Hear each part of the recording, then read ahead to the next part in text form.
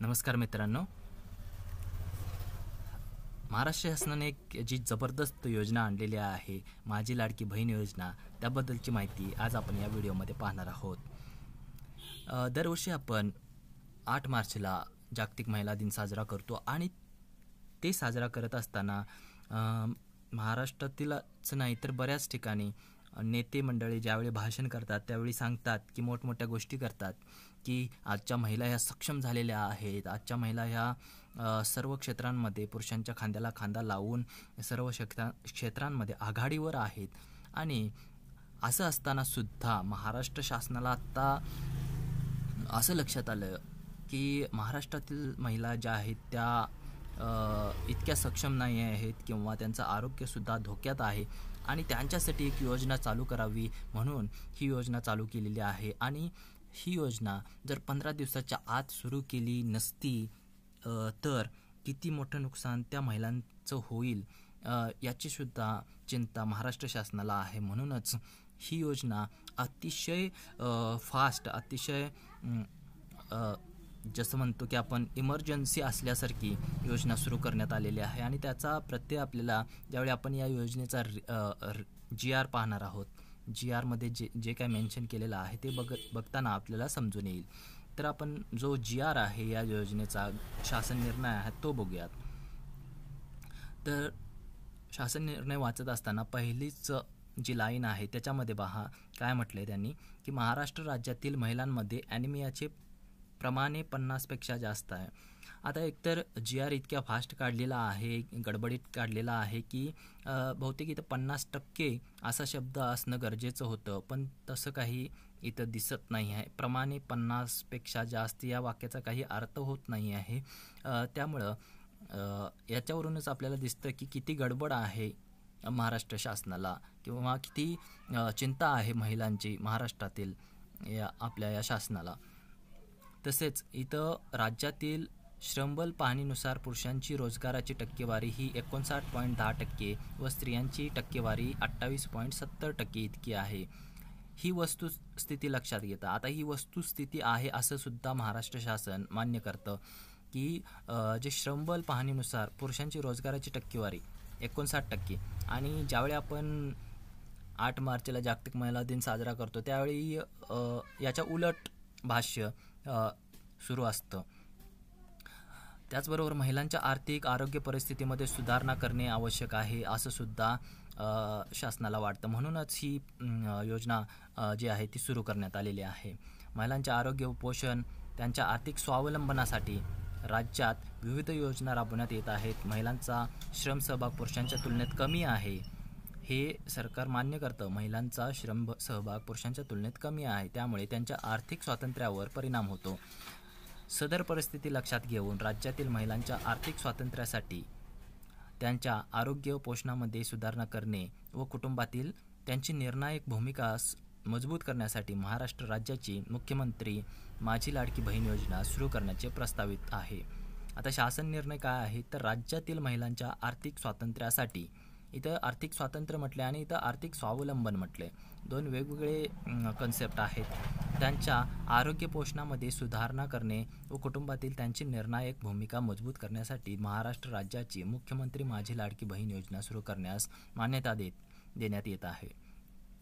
योजनेचा उद्देश काय आहे बघा तर राज्यातील महिला व मुलींना, इथं महत्त्वाचा शब्द वापरले, महिला व मुलींना पुरेशा सोयीसुविधा उपलब्ध करून रोजगार निर्मितीस चालना देणे, त्यांचे आर्थिक सामाजिक पुनर्वसन करणे, राज्यातील महिला स्वावलंबी आत्मनिर्भर करणे, राज्यातील महिलांना व मुलींना सशक्तीकरणास चालना मिळणे, महिला व त्यांच्यावर अवलंबून असलेल्या मुलांच्या आरोग्य व पोषण स्थितीत सुधारणा करणे, हे आहे या योजनेचे उद्देश. आणि योजनेचे स्वरूप काय आहे तर पात्रता कालावधी दरम्यान प्रत्येक पात्र महिला तिच्या स्वतःच्या आधार लिंक केलेल्या थेट लाभ हस्तांतरण म्हणजे जे आपण DBT म्हणतो, डायरेक्ट बेनिफिट ट्रान्सफर, सक्षम बँक खात्यात दरमहा 1500 इतकी रक्कम दिली जाईल.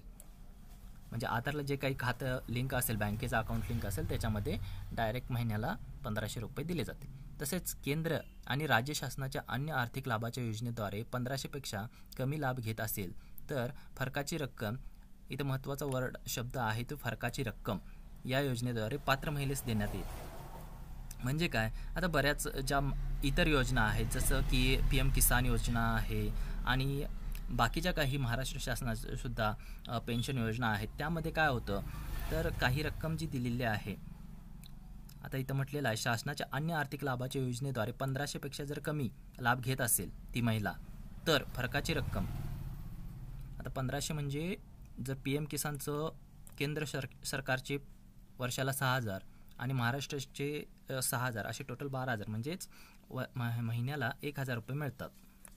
महिन्याला 1000 रुपये मिळतात PM किसानचे टोटल. तर उरलेले जे 500 रुपये आहेत वरचे, ते या योजनेतून कव्हर केले जातील, म्हणजे ते या योजनेतून दिले जातील, असा ह्या वाक्याचा अर्थ झाला. इथं म्हटलेलं आहे, केंद्र राज्य शासनाच्या अन्य आर्थिक लाभाच्या योजनेद्वारे रुपये 1500पेक्षा कमी लाभ घेत असेल तर फरकाची रक्कम या योजनेद्वारे पात्र महिलेस देण्यात येईल. हे योजनेचे स्वरूप झाले.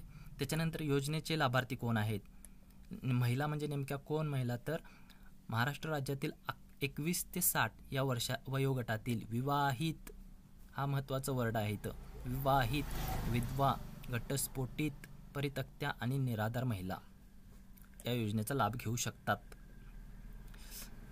आता इथं ज्या महिला अविवाहित आहेत त्यांना लाभ घेता येणार नाही, किंवा ज्या मुली असतील त्यांना या योजनेचा लाभ घेता येणार नाही आहे, असे जे योजनेचे लाभार्थी आहेत त्याच्यामध्ये मेन्शन केलेलं आहे.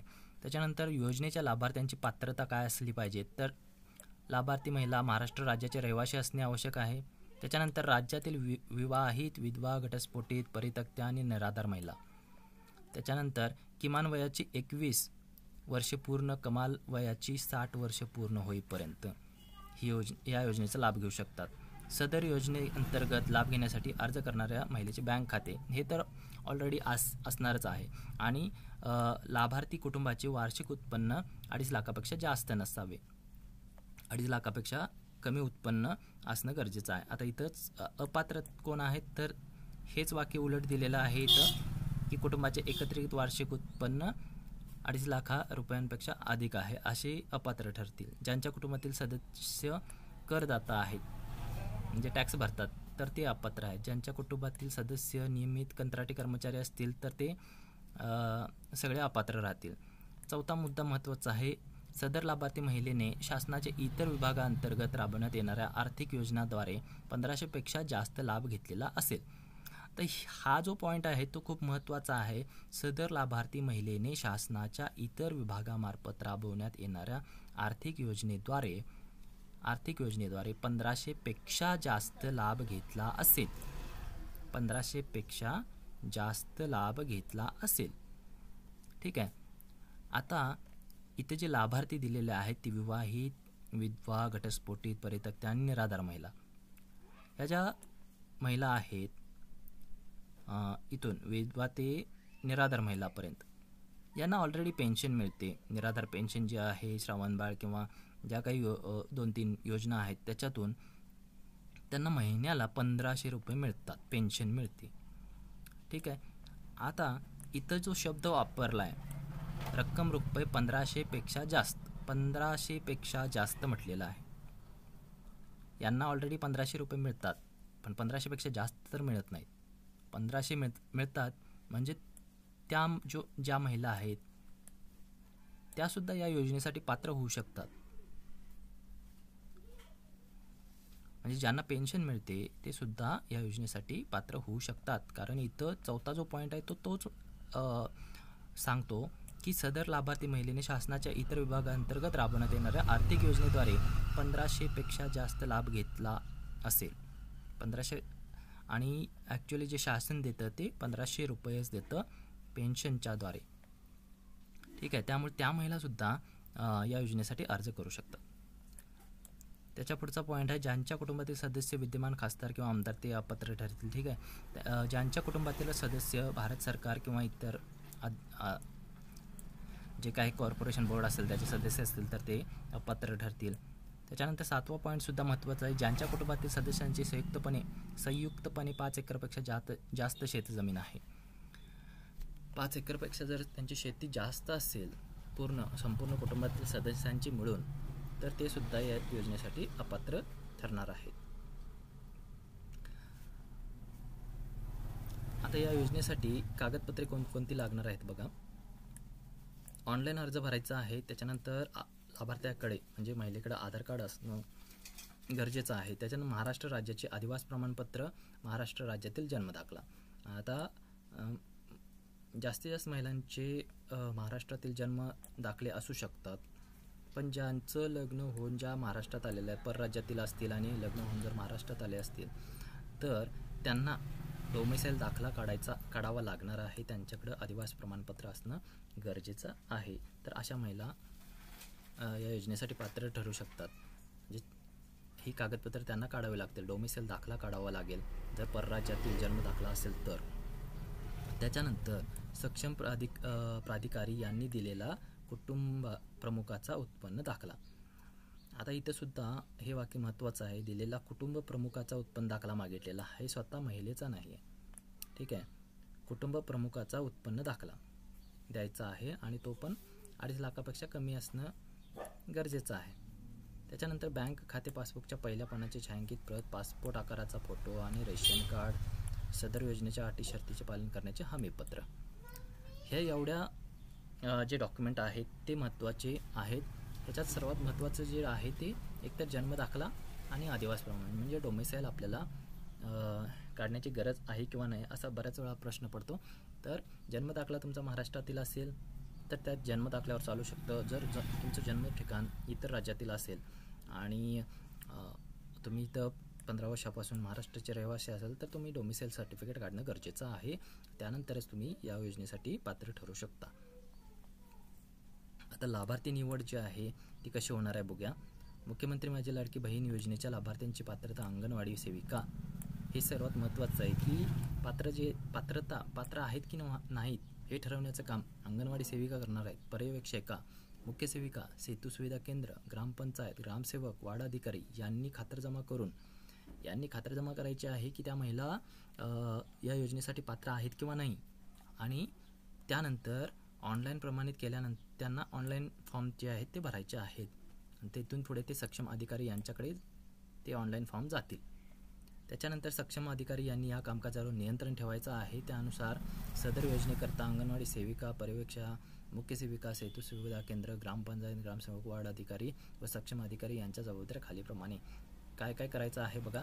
ग्रामीण भागात जर असतील तर अंगणवाडी सेविका, पर्यवेक्षिका, सेतू सुविधा केंद्र, ग्रामपंचायत, ग्रामसेवक यांनी काय करायचं आहे, लाभार्थ्याची अर्ज स्वीकृती, तपासणी आणि पोर्टलवर अपलोड करणे एवढं काम हे ग्रामीण भागामध्ये या जे घटक आहेत त्यांचे असणार आहे. त्याच्यानंतर अर्ज पडताळणी करून अधिकाऱ्याकडे मान्यतेसाठी सादर करण्याचं जी जबाबदारी असतील ती जिल्हा महिला व बालविकास अधिकारी यांची आहे. अंतिम मंजुरी देण्याचा जे अधिकार आहेत ते संबंधित जिल्हाधिकारी यांच्या अध्यक्षतेखाली जी समिती नेमली